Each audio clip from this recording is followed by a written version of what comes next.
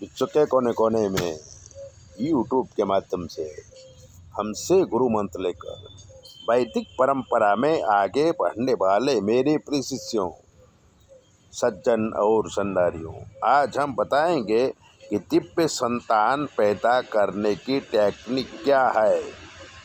शादी के बाद हर कपल यही चाहता है कि उसके संतान योग्य हों और उनके जीवन का विकास सुंदर हो। हमारे शास्त्रों में संतान प्राप्ति के दिव्य उपाय बताए गए हैं। पहले लोग इन नियमों का पालन करते थे और सबके घर में दिव्य संतान ही होते थे, जिससे सुंदर समाज का निर्माण होता था। बाद में नियम पालना बंद किए। पुरुष बीज है, स्त्री क्षेत्र है, तो बीज को पावरफुल बनाने के लिए पुरुष को विद्याभ्यास, ब्रह्मचर्य और खान पान विचार विमर्श करते थे और जैसा चाहते थे वैसा ही पुत्र पैदा होता था और वैसे ही पुत्री प्राप्त होती थी।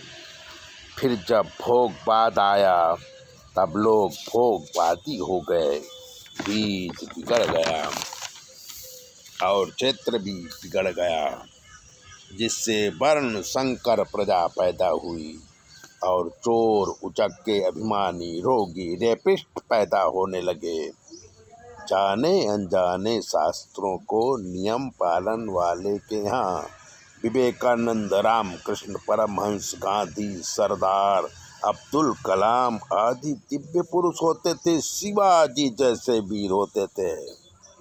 हो जाते हैं क्योंकि उनके माता पिता ने जानबूझकर भले नियम न पाला हो, पर अनजाने में सही नियमों का पालन हुआ और भारत को वीर, धीर, गंभीर, विद्वान लोग मिले। तो सुंदर संतान पाने के लिए माता पिता को विद्या अध्ययन करना चाहिए, सुंदर विचार करना चाहिए, व्रत जब नियमों का पालन करना चाहिए, जैसा संतान चाहते हो वैसे विचार बनाना चाहिए।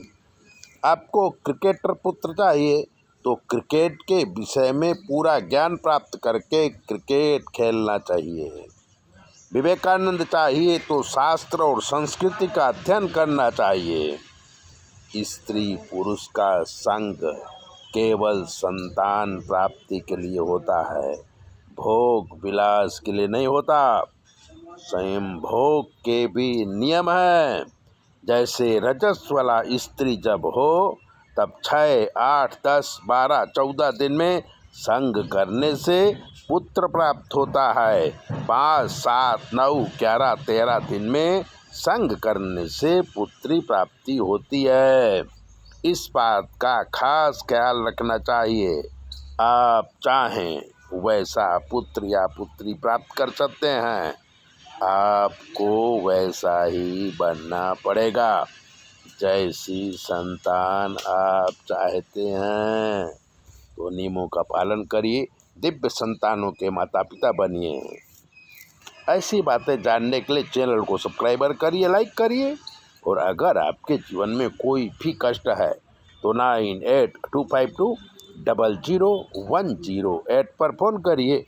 हम आपको बताएंगे कि आपके जीवन में क्या कमी है और आपको क्या करना चाहिए। जो ग्रह खराब होंगे उसका निवारण भी कर देंगे, आपका काम हो जाएगा।